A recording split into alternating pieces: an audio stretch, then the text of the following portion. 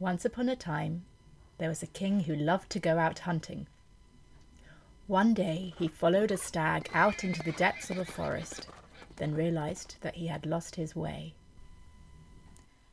Night fell, and still the king could not find his way out. So he was delighted when he finally stumbled upon a cottage with a red roof belonging to a charcoal burner. The king asked for help finding his way out of the forest. "I would gladly go with you," said the charcoal burner, "but, you see, my wife is expecting a baby, and I cannot leave her. Besides, it is too late for you to go. Lie down on some hay in our attic, and tomorrow morning I will guide you out of the forest."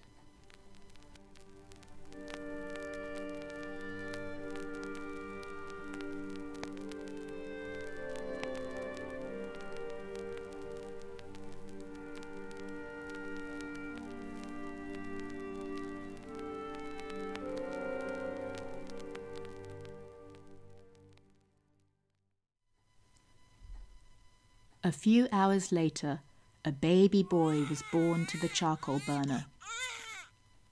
The king was lying in the attic above and couldn't sleep. At midnight, he caught sight of a light in the room below.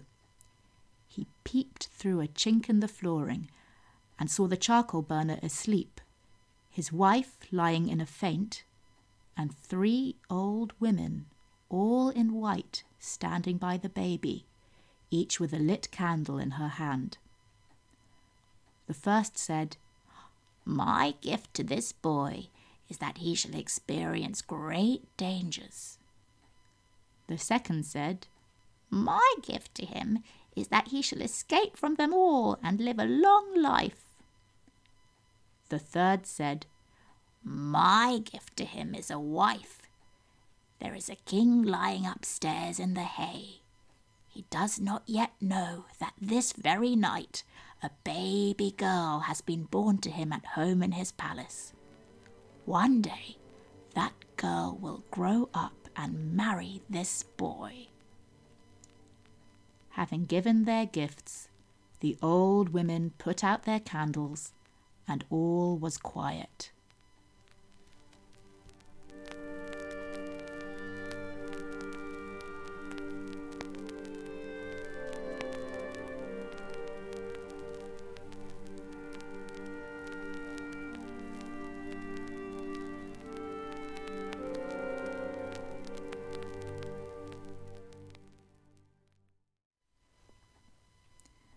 The king felt as if he had been stabbed by a sword.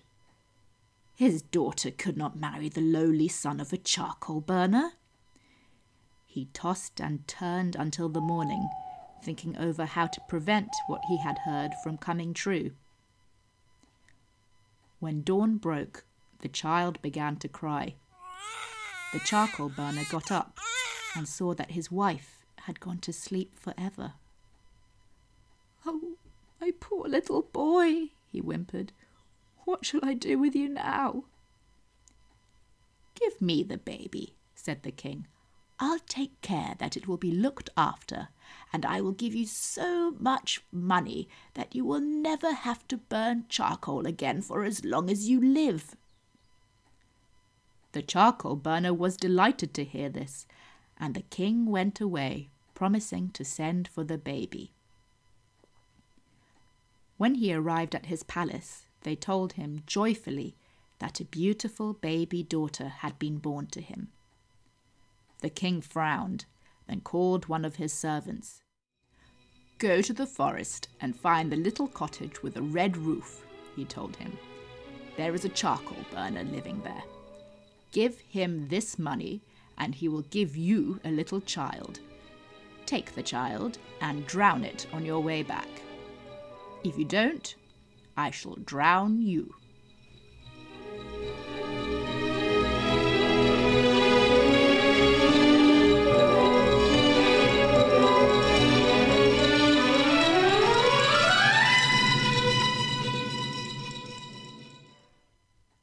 The servant did as he was told. Returning from the charcoal burner's house, he placed the baby in a basket. Then, when he arrived at a narrow footbridge over a deep river, He threw the basket into the water.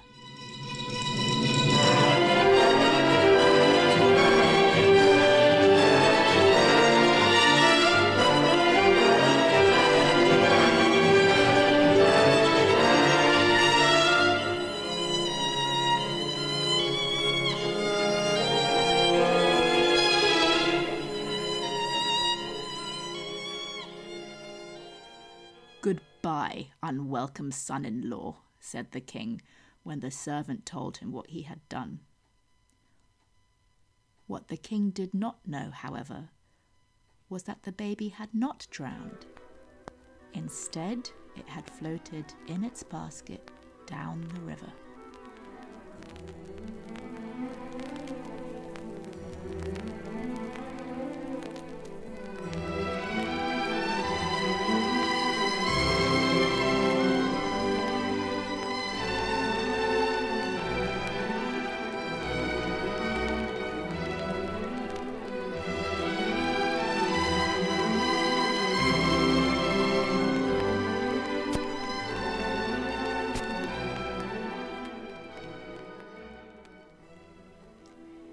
It floated on and on until it reached a fisherman's cottage.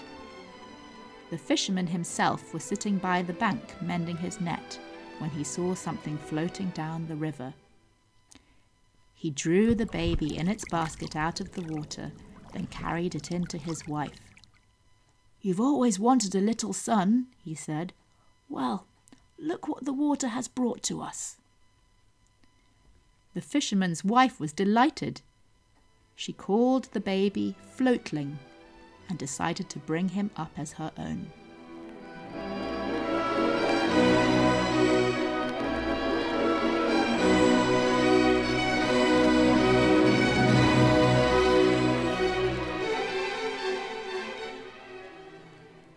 The river flowed on and the years passed by. The boy grew into a handsome youth, the like of whom could not be found far and wide.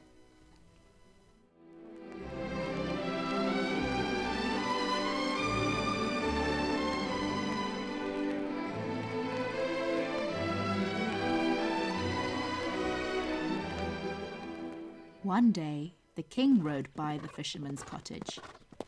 He was thirsty, so he beckoned to the fisherman to give him some fresh water. When Floatling brought it to him, the king looked at him in astonishment. "That's a fine lad you've got there, fisherman," he said. "Is he your son?" "Yes and no," replied the fisherman. 20 years ago he floated as a little baby down the river in a basket, and we brought him up as our own." The king grew as pale as a whitewashed wall, realizing that this was the child that he had ordered to be drowned. But he soon recollected himself, sprang to his feet, and said, "I need to send a message to my palace. Can this youth do it for me?" "Of course," said the fisherman. So the king wrote a letter to the queen. "Have this young messenger killed at once. He is a dangerous enemy of mine." Then he folded the letter and sealed it. Floatling set off at once with the letter, but soon he lost his way. Wandering from thicket to thicket, he met an old woman who said to him, "Where are you going, Floatling?" He said, "I'm going with a message to the king's palace, but I've lost my way. Can you help me?" "It's dark," said the old woman. "Stay with me." The young man allowed himself to be persuaded, and when he was asleep, the old woman took the letter out of his pocket, replacing it with another one that said, "This messenger is destined to be my son-in-law. Let them be married before I return." When the queen read the letter, she immediately made arrangements for the wedding. As for the young princess, she fell in love with Floatling at once just as he did with her.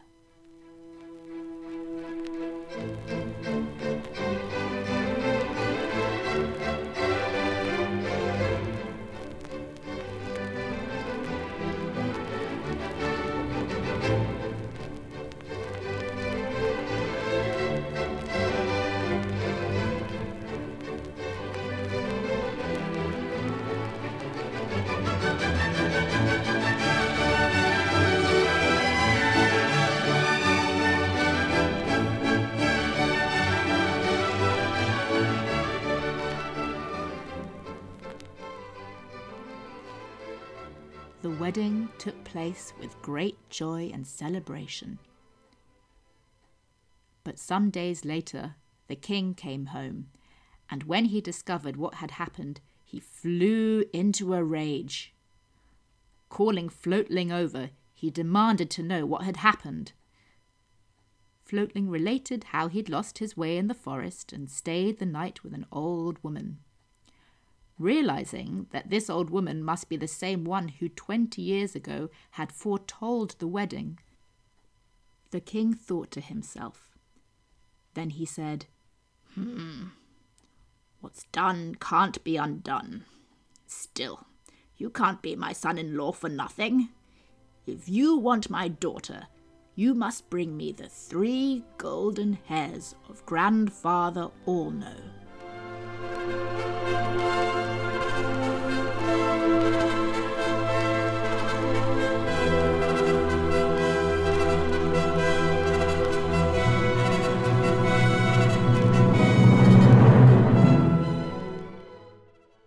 Floatling had no idea who Grandfather Allknow was, but he knew he had no choice. Reluctantly leaving his bride, he set off on his journey. He travelled far and wide, over hills and dales, over fords and rivers, until he came to the Black Sea. There he saw a boat, and in it a ferryman.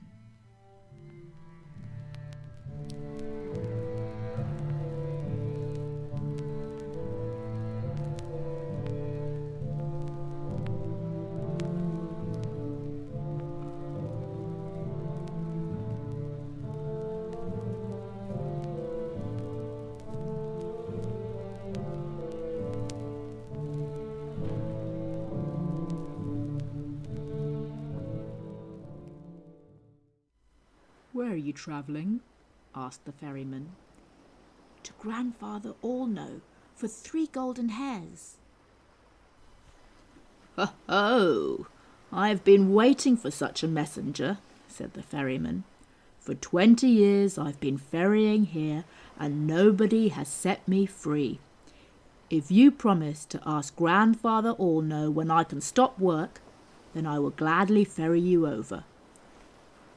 Floatling promised, and the ferryman ferried him across.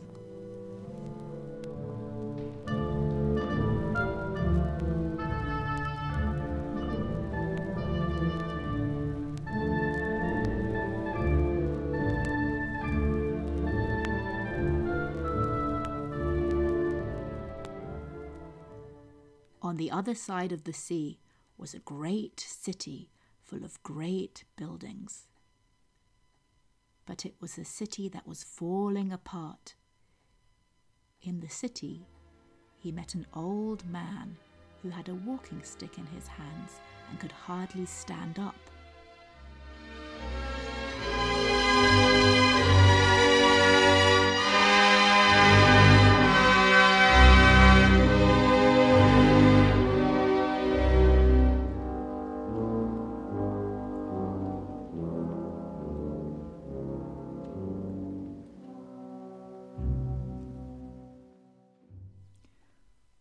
"Where are you going, handsome young man?" asked the old man. "To Grandfather Allknow for 3 golden hairs." "Ah, we've been waiting a long time for such a messenger. We used to have an apple tree here that grew magical apples. If anybody ate one, he would grow young again, even if he was very old. but for the last 20 years our apple tree has grown no fruit. If you promise to ask Grandfather Allno to fix our tree, I will reward you." Floatling promised and went on his way.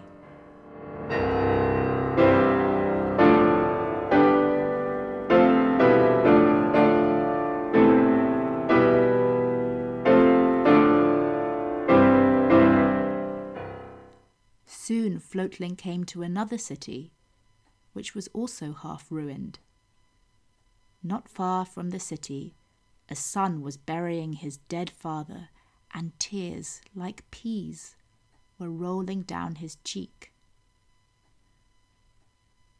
"Where are you going?" asked the man. "I am going to Grandfather Allno for 3 golden hairs." "To Grandfather Allno?" said the man. "It's a pity you didn't come sooner. We had a well here with magic water. If anybody drank it, even if he were about to die, he would get well at once. But for the last 20 years, the well has been dry. If you promise me to ask Grandfather Allno for help, you will be rewarded." Floatling promised and went on his way.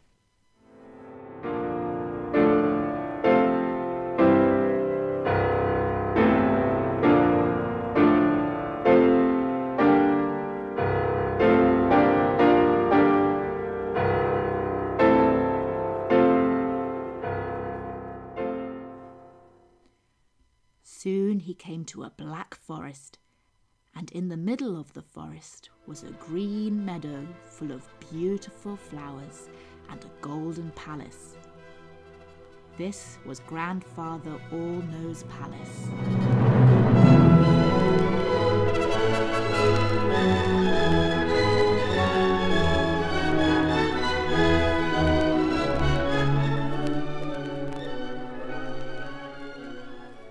Floatling went into the palace, but found nobody there except for an old woman sitting and spinning in a corner. "Welcome, Floatling," she said. "I am delighted to see you again." It was the same old woman who had let him sleep at her cottage and who had saved his life. "What has brought you here?" "The king would not allow me to be his son-in-law for nothing, so he sent me to fetch 3 golden hairs from Grandfather Allno." The old woman smiled and said, "Grandfather Allno is my son. He is the bright sun. In the morning he is a little lad, at noon he is a grown man, and in the evening he is an old grandfather. I will give you 3 golden hairs from his head, but you must be careful. When my son comes home hungry in the evening, he might roast you and eat you for supper. So climb into this empty tub, and I will hide you." Floatling begged her also to ask Grandfather Allno the 3 questions he had carried with him on his travels. "I will," said the old woman. Suddenly, the wind started howling, and in flew the sun, an old grandfather with a golden head. "I smell human flesh," he said. "Is there anybody here, Mother?"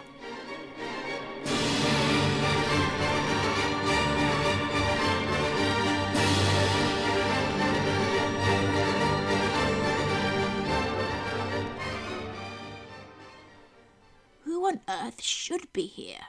she said. "You've spent all day flying over the human world, and your nose is filled with the smell of human flesh, so no wonder you can still smell it when you come home in the evening." The old man said nothing and sat down to his supper. After supper, he laid down his head on the old woman's lap and went to sleep. When she saw that he was asleep, she pulled out a golden hair and threw it on the ground. It rang like a harp string. "Ouch! What do you want, Mother?" "Nothing, nothing. I was asleep and had a dream. I dreamt about a city where there was a well of living water. When anybody was ill and drank it, he got well again. But for the last 20 years, the water has dried up. Is there anything that can make it flow again?" "That's easy," said the sun. "There's a toad sitting on the spring that is stopping the water from flowing. Let them kill the toad and clean out the well. The water will flow again." When the old man fell asleep again, the old woman pulled out a second golden hair and threw it on the ground. "Ouch! What is the matter, Mother?" "Nothing," she said. "I was asleep and had another dream. I dreamt of a city where they had an apple tree which bore magic apples. When anybody grew old and ate one, they became young again. But for the last 20 years, the apple tree has grown no fruit. Is there any help?" "Easy," he said. "Under the tree there is a snake that is draining the tree's powers. Let them kill the snake, then the tree will bear fruit again." The old man fell asleep again, and the old woman pulled out a third golden hair. "Why won't you let me sleep, Mother?" said the old man crossly. "Don't be angry," she said. "I didn't want to wake you, but I had another dream. I dreamt of a ferryman on a black sea. For 20 years he has been ferrying across it, and nobody has set him free. When will his work come to an end?" "Easy," said the old man. "Let him put the oar into another person's hand and jump ashore himself. Then the other person will become a ferryman in his place. But please, leave me alone now. I must get up early tomorrow." In the morning the wind howled again. The old woman looked down, but in place of the old man in her lap, there was a beautiful golden-haired child, the divine sun, who bade her farewell and flew out of the east window.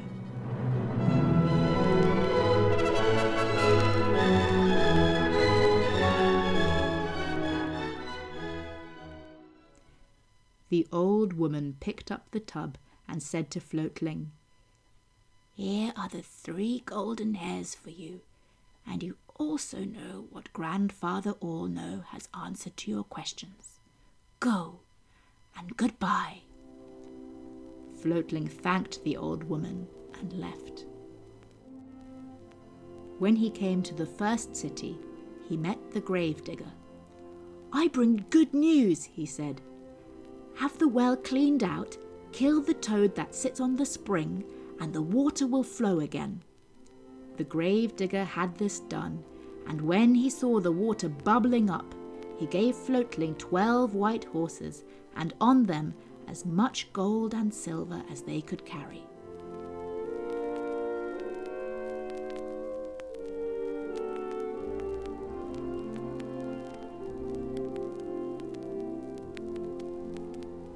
When he came to the second city, he found the old man with the stick.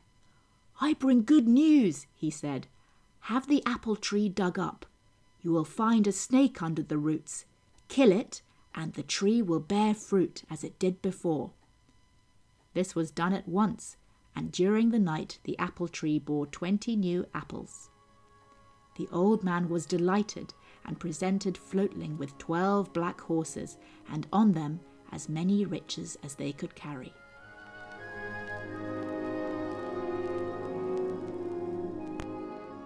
Floatling travelled on, and when he came to the Black Sea, the ferryman asked whether he had learnt when he would be freed. "I have," said Floatling. But ferry me over first, and then I will tell you." The ferryman did as he was asked. "Before you ferry anybody over again," said Floatling, "put the oar into his hand and jump ashore, and he will be ferryman in your place." The king couldn't believe his eyes when Floatling brought him the 3 golden hairs of Grandfather All-Know. Meanwhile, his daughter wept with joy at his return. "But where did you get these beautiful horses and these riches?" asked the king. "I earned them," said Floatling, and he told the king how he had helped cities to youth-restoring apples and to living water. "Youth-restoring apples, living water," repeated the king quietly. "If I ate one, I should become young again, and if I died, I should be restored to life by that water." Without delay, he started on the road for the youth-restoring apples and the living water. And he hasn't returned yet.